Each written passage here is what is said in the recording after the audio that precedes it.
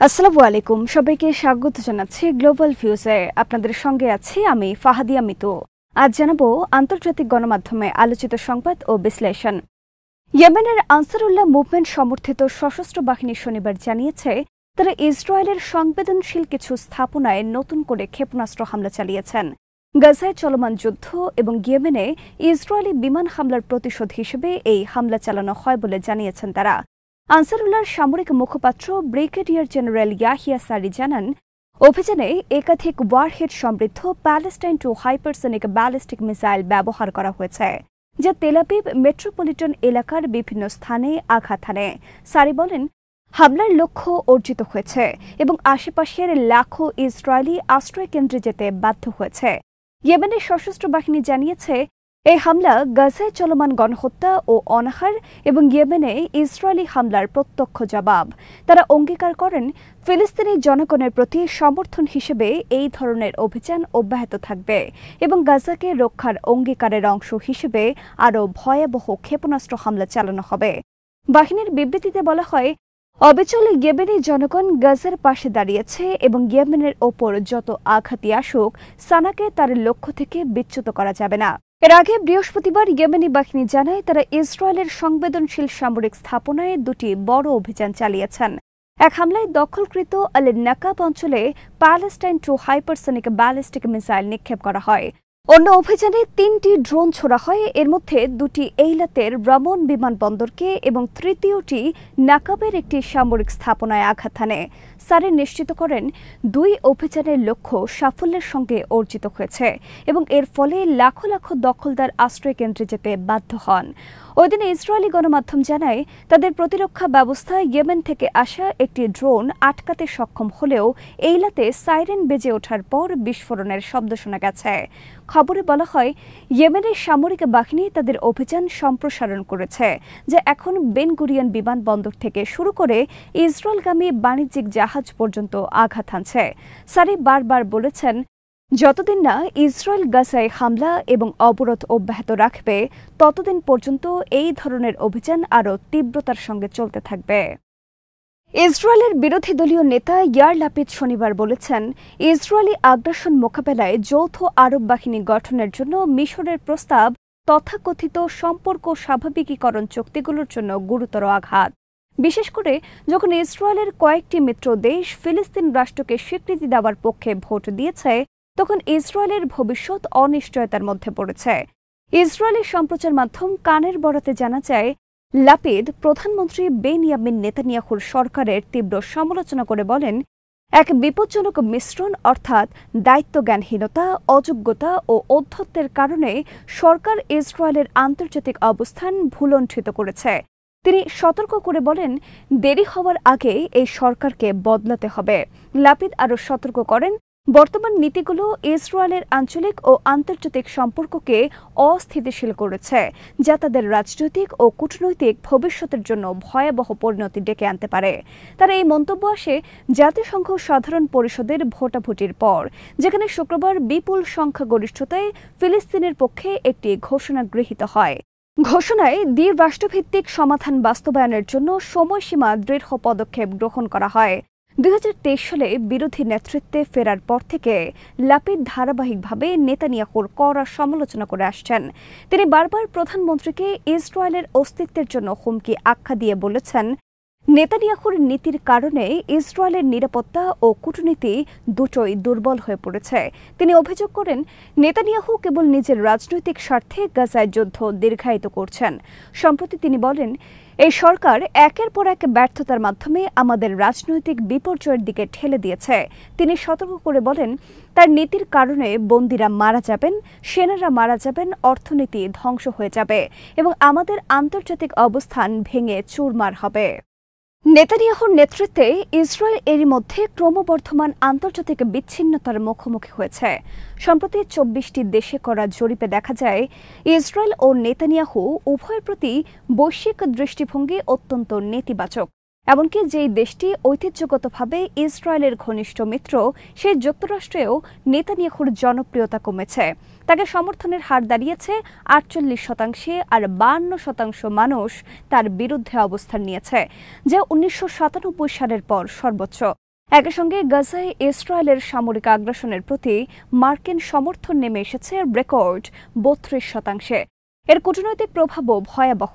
আন্তর্জাতিক অপরাধ আদালত যুদ্ধ অপরাধের অভিযোগে নেতানিয়াহু ও সাবেক প্রতিরক্ষা মন্ত্রী ইয়োভ গালান্তের বিরুদ্ধে গ্রেফতারি পরোয়ানা জারি করেছে। ফলে নেতানিয়াহু এমন কিছু বিশ্ব নেতার তালিকায় যুক্ত হয়েছেন যাদের বিরুদ্ধে আন্তর্জাতিক আদালতে এই ধরনের পদক্ষেপ নেওয়া হয়েছে। ইউরোপের কয়েকটি দেশ স্পেন, নরওয়ে, আয়ারল্যান্ড ও স্লোভেনিয়া এরই মধ্যে ফিলিস্তিন রাষ্ট্রকে স্বীকৃতি দিয়েছে। ফ্রান্স, যুক্তরাজ্য ও কানাডা একই পথে এগোনোর ইঙ্গিত দিয়েছে। একসময়ের ঘনিষ্ঠ মিত্র জার্মানি ও যুক্তরাজ্য ইসরায়েলের কাছে সামরিক সরঞ্জাম রপ্তানি বন্ধ করা এবং গাজা নীতি পরিবর্তনের আহ্বান জানানোর মতো নজিরবিহীন পদক্ষেপ নিয়েছে। দেশের ভেতরেও এই কূটনৈতিক পতনের বিষয়ে সচেতনতা বেড়েছে। সাম্প্রতিক জরিপে ৫৮% ইসরায়েলি মনে করেছেন তাদের অস্তিত্ব এখন বিশ্বে খুব কম সম্মানিত অথবা একেবারেই সম্মানিত নয়। ইরানের ইসলামী বিপ্লবী গার্ড বাহিনী বা আইআরজিসির সাবেক প্রধান কমান্ডার মহসিন রেজাই সৌদি আরব, তুরস্ক ও ইরাক সহ আঞ্চলিক দেশগুলোকে সতর্ক করে বলেছেন, জায়নবাদী সত্তার বিরুদ্ধে সামরিক জোট গঠনে ব্যর্থ হলে তারা ইসরায়েলি আগ্রাসনের মুখে পড়ার ঝুঁকিতে থাকবে। শনিবার এক্সে এক পোস্টে তিনি পরামর্শ দেন, কাতারের রাজধানী দোহায় যেই বিশেষ ইসলামী আরব সম্মেলন অনুষ্ঠিত হতে যাচ্ছে সেখানে এই ধরনের আগ্রাসনের সম্ভাবনাকে গুরুত্বের সঙ্গে বিবেচনা করতে হবে। তিনি লিখেছেন, সম্মেলন যদি ৫ মুসলিম দেশের বিরুদ্ধে জায়নবাদী আগ্রাসন এবং গাজায় তাদের গণহত্যার জবাবে কার্যকর পদক্ষেপ নিতে ব্যর্থ হয় তাহলে সৌদি আরব, তুরস্ক ও ইরাককেও ইসরায়েলি যুদ্ধবিমান ও বোমার জন্য প্রস্তুত থাকতে হবে। রেজাই ইসলামী বিপ্লবের নেতা আয়াতুল্লাহ আলী খামেনির উপদেষ্টা সংস্থা এক্সপেরিয়েন্সি ডিসার্টমেন্ট কাউন্সিলেরও সদস্য। তিনি পোস্টে লেবানন, সিরিয়া, ইয়েমেন, ইরান ও সর্বশেষ কাতারের বিরুদ্ধে হামলার প্রসঙ্গ উল্লেখ করেন। তিনি বলেন, ইসরায়েল যেন একে একে প্রতিটি দেশের বিরুদ্ধে পদক্ষেপ নেবার সুযোগ না পায়, তার আগেই তাকে মোকাবেলার জন্য একটি সামরিক জোট গঠন করতে হবে। তার এই মন্তব্য আসে ইসরায়েলি সংবাদপত্র হারেটজের এক মতামত নিবন্ধের পর, যেখানে সতর্ক করা হয় যে সম্প্রতি কাতারে বিমান হামলার পর এখন নেতানিয়াহু ন্যাটো সদস্য তুরস্কের বিরুদ্ধে যুদ্ধের নতুন একটি ফ্রন্ট খুলতে পারেন। তবে নিবন্ধে বলা হয়, এমন পদক্ষেপ বিধ্বংসী পরিণতি ডেকে আনতে পারে। বিশ্লেষকদের বরাতে আরও বলা হয়, আঙ্কারার সঙ্গে কোনো সংঘাত দোহায় চালানো হামলার তুলনায় অনেক বেশি বিপজ্জনক হবে। আগে প্রেক্ষাপটে দ্য টাইমস অফ ইসরায়েল জানায়, তেল আবিব আগে ন্যাটোর কথা মাথায় রেখে তুর্কি ভূখণ্ডে একই ধরনের একটি অভিযান স্থগিত করে এবং এর পরিবর্তে কাতারকে লক্ষ্যবস্তু করে। শনিবার ইরানের শীর্ষ নিরাপত্তা কর্মকর্তা আলী লারিজানিও সাবেক কমান্ডারের মতো সতর্ক বার্তা দেন। তিনি বলেন, মুসলিম দেশগুলোকে যৌথ অপারেশন সদর দপ্তর গঠন করতে হবে যাতে ফিলিস্তিনি জনগণের বিরুদ্ধে ইসরায়েলের এই উন্মাদনা থামানো যায়। মালয়েশিয়ার প্রধানমন্ত্রী আনোয়ার ইব্রাহিম কাতারে অনুষ্ঠেয় জরুরি আরব ইসলামিক সম্মেলনে অংশ নিতে ১৫ সেপ্টেম্বর দোহা যাচ্ছেন। এ সম্মেলনে আলোচনার মূল বিষয় হবে কাতারে ইসরায়েলের সাম্প্রতিক হামলা। আনোয়ারের সঙ্গে সফরে থাকবেন পররাষ্ট্রমন্ত্রী উতামা হাজি মোহাম্মদ বিন হাজি হাসান এবং সরকারের সিনিয়র কর্মকর্তারা। এর আগে ১৪ সেপ্টেম্বর আরব ইসলামিক মন্ত্রিপরিষদ পর্যায়ের প্রস্তুতিমূলক বৈঠক অনুষ্ঠিত হবে।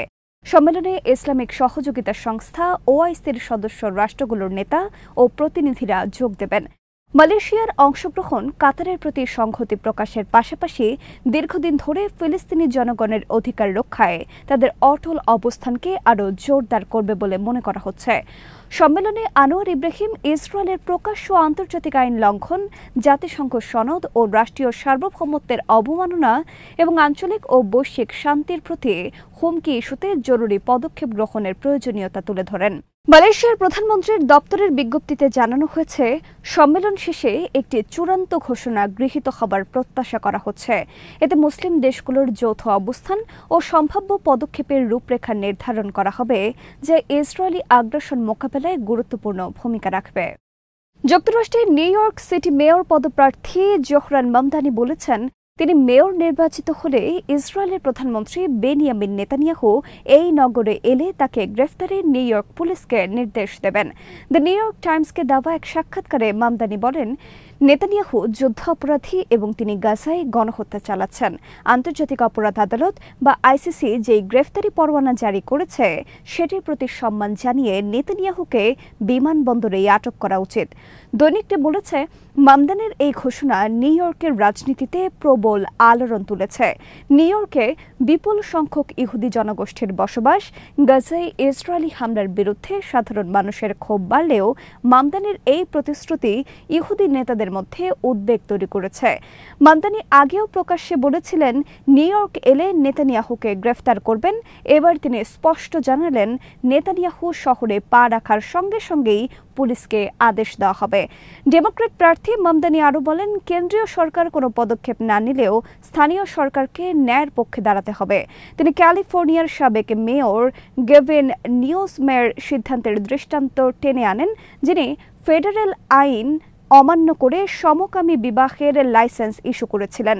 মামদানি বলেন, নিউ ইয়র্ক হবে এমন একটি শহর যেখানে আন্তর্জাতিক আইনকে সম্মান করা হবে। তিনি শুধু নেতানিয়াহুই নন, রাশিয়ার প্রেসিডেন্ট ভ্লাদিমির পুতিনকেও গ্রেফতারের প্রতিশ্রুতি দেন, যার বিরুদ্ধেও আইসিসির পরোয়ানা রয়েছে।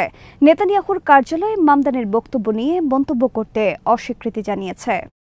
আজ এখানেই শেষ করছি। সবাই ভালো থাকুন, সুস্থ থাকুন আর দেখতে থাকুন বিডি ভিউজ। চ্যানেলটি ভালো লাগলে সাবস্ক্রাইব করুন, সংযুক্ত থাকুন আমাদের ফেসবুক পেজে। আল্লাহ হাফেজ।